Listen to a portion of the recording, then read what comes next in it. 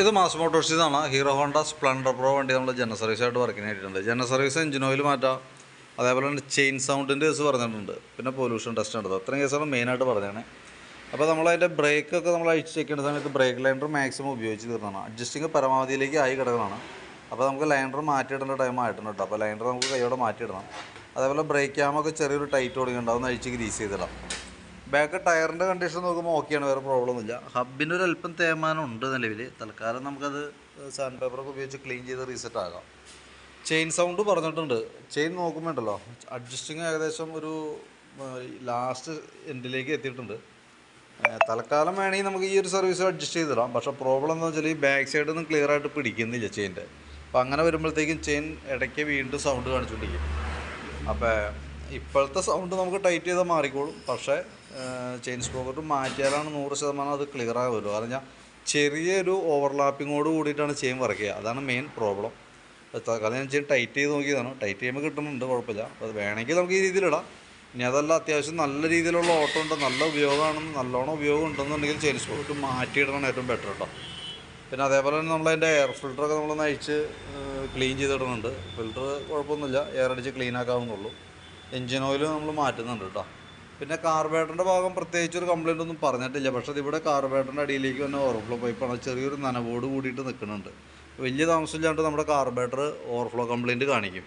കാരണം ഇപ്പോൾ ഈ വണ്ടിക്കെന്നല്ല, ഏതൊരു ഇപ്പോഴത്തെ ഒട്ടുമിക്ക വണ്ടികളും പഴയ മോഡൽ കാർബറേറ്റർ യൂസ് ചെയ്യുന്ന വണ്ടികൾ ഒട്ടുമിക്ക വണ്ടികളും കംപ്ലയിൻറ്റ് കാണിക്കുന്നുണ്ട്. കാരണം പെട്രോൾ ഓവർഫ്ലോയുടെ കംപ്ലയിൻ്റ് ആയിട്ടാണ് വരാം. നമ്മൾ അഴിച്ച് നോക്കുമ്പോൾ കാർബറേറ്ററിൻ്റെ ഉള്ളൊക്കെ ദ്രവിച്ചൊരവസ്ഥയിലിരിക്കുക. അപ്പോൾ പിന്നെ നമുക്ക് കാർബറേറ്റർ മാറ്റി വെക്കേണ്ട ഒരു സിറ്റുവേഷനൊക്കെ വരും. അതിൻ്റെ മെയിൻ കാരണം എന്ന് പറഞ്ഞാൽ ഇപ്പോൾ ഉപയോഗിക്കുന്ന പെട്രോളിൻ്റെ ഒരു പ്രോബ്ലമാണ്.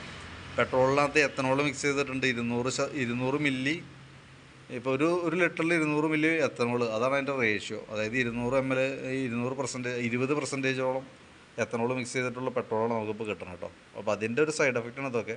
തൽക്കാലം മൈൻഡ് ചെയ്യേണ്ട, എന്തായാലും കംപ്ലയിൻറ്റ് കാണിക്കും കുറേ കഴിയുമ്പോഴത്തേക്കും. അപ്പോൾ അഴിച്ചു കഴിഞ്ഞാൽ കാർബറേറ്റർ 99% മാറ്റി കളയാനേ പറ്റുള്ളൂ. അപ്പോൾ അതുകൊണ്ട് തന്നെ പരമാവധി ഓടണത്തോളം ഓടിക്കാം. പിന്നെ നമ്മളതിൻ്റെ ഈ ഫ്രണ്ടിലേക്കൊക്കെ വരുമ്പോൾ ഫ്രണ്ട് ബ്രേക്കൊക്കെ നമ്മൾ ക്ലീൻ ചെയ്യാൻ വേണ്ടി അഴിക്കണം. കാരണം ഞാൻ ഇപ്പോൾ ബാക്ക് വീൽ അഴിച്ചെടുത്തതാണ്. അപ്പോൾ അത് കംപ്ലീറ്റ് ആയിക്കുമ്പോൾ ഫ്രണ്ട് കൂടി അഴിക്കും. ഫ്രണ്ട് ബ്രേക്കിൻ്റെ ഈ കേബിളൊക്കെ ചെറിയ ടൈറ്റ് തുടങ്ങിയിട്ടുണ്ട്. അപ്പോൾ തൽക്കാലം നമുക്ക് ഇച്ചിരി ഓയിലൊക്കെ കൊടുത്ത് ക്ലിയർ ചെയ്തിടാം. പിന്നെ അതേപോലെ തന്നെ ഫ്രണ്ട് വീലൊന്ന് അഴിച്ച് ക്ലീൻ ചെയ്ത് ബ്രേക്ക് ക്യാമൊക്കെ ഒന്ന് അഴിച്ച് ഗ്രീസ് ചെയ്ത് റീസെറ്റ് ചെയ്യാം. വീൽ ബെയറിംഗ് ചെക്ക് ചെയ്ത് വേറെ കംപ്ലയിൻ്റ് ഒന്നുമില്ല കേട്ടോ. ഫ്രണ്ട് ഫോർക്കിൻ്റെ ഭാഗം നമ്മൾ ചെക്ക് ചെയ്യുമ്പോൾ വേറെ ലീക്കേജ് ഇപ്പോൾ ചെറിയൊരു നനവ് തുടങ്ങിയിട്ടുണ്ട്. പക്ഷെ അങ്ങനെ വേറെ വലിയ ലീക്കേജ് ഒന്നും കാണിച്ചിട്ടില്ല. അപ്പോൾ ഡസ്റ്റ് സീലൊക്കെ ഓൾറെഡി പൊട്ടിയാണ് നിൽക്കുന്നത് കേട്ടോ ഈ ഭാഗത്ത്. പിന്നെ ഫ്രണ്ട് കോൺസെൻറ്റ് ചെറിയൊരു അടിയൊക്കെ ഉണ്ട്, അതൊക്കെ നമുക്ക് സർക്കാർ സെറ്റ് ചെയ്തിടാം. പിന്നെ അതേപോലെ തന്നെ സ്പാർക്ക് പ്ലഗ് ഒന്ന് അഴിച്ച് ക്ലീൻ ചെയ്ത് റീസെറ്റ് ചെയ്യുന്നുണ്ട്. പ്ലഗ് നല്ല പ്ലഗ്ഗാണ്, കുഴപ്പമില്ല. പിന്നെ അതേപോലെ തന്നെ ഈ സൈഡിലേക്ക് വരുമ്പോഴത്തേക്ക് കിക്കർ ഓയിൽസിലൂടെ ലീക്കായിട്ട് ഓയിൽ പുറത്ത് വന്നിട്ടുണ്ട് ഈ സൈഡിൽ കേട്ടോ. അപ്പോൾ അതൊന്ന് അഴിച്ചിട്ട് അതിൻ്റെ ഓയിൽസിലൊന്ന് കൈയോടെ മാറ്റിയിട്ടായിരുന്നു. ബാറ്ററി നമ്മളൊന്ന് ചെക്ക് ചെയ്ത് പോകുന്നുണ്ട്. എക്സൈഡിൻ്റെ ബാറ്ററിയാണ് വണ്ടി ഇരിക്കണേ. ഞാൻ അതിൻ്റെ വോൾട്ട് നോക്കുമ്പോൾ 13 വോൾട്ട് വരെ കാണിക്കുന്നുണ്ട്. ലോഡ് കൊടുക്കുമ്പോഴേലും 9.65 ആ റേഞ്ചൊക്കെ വരുന്നുള്ളൂ. അപ്പോൾ നിലവിൽ ബാറ്ററിയുടെ ഭാഗത്ത് പ്രോബ്ലം ഒന്നുമില്ല. നമുക്ക് സർവീസുമായി ബന്ധപ്പെട്ട വർക്കാണ് ഇപ്പോൾ മെയിനായിട്ട് നമുക്ക് ചെയ്യേണ്ടി വന്നത് കേട്ടോ. അപ്പോൾ അതിനകത്ത് സർവീസ് വർക്ക് നമുക്ക് ചെയ്തിടാം. ചെയിൻ സ്പോക്കൻ്റെ കേസ് എന്താ ചെയ്യേണ്ടതെന്ന് കൃത്യമായിട്ടൊന്ന് പറയാം. അത് അഡ്ജസ്റ്റ് ചെയ്തിട്ടാൽ മതി, ആ രീതിയിൽ പോവാം.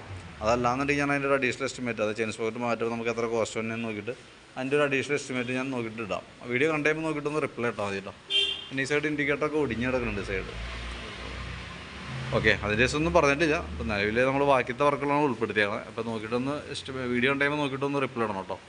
അപ്പോൾ പ്രത്യക്ഷത്തിൽ കാണുന്ന കംപ്ലയിൻസുകൾ ഉൾപ്പെടുത്തിയിട്ടുള്ള എസ്റ്റിമേറ്റ് ഞാൻ വാട്സാപ്പിൽ ഇടണേ. അതിനകത്ത് ചെയിൻ സ്പോക്കറ്റ് വരുന്നില്ല. ചെയിൻ സ്പോക്കറ്റ് നമുക്ക് നോക്കിയിട്ട് വേണമെങ്കിൽ പറഞ്ഞാൽ മതി. അപ്പോൾ അതിൻ്റെ അഡീഷണൽ എസ്റ്റിമേറ്റ് ആയിട്ട് പറയാം. ഓക്കെ.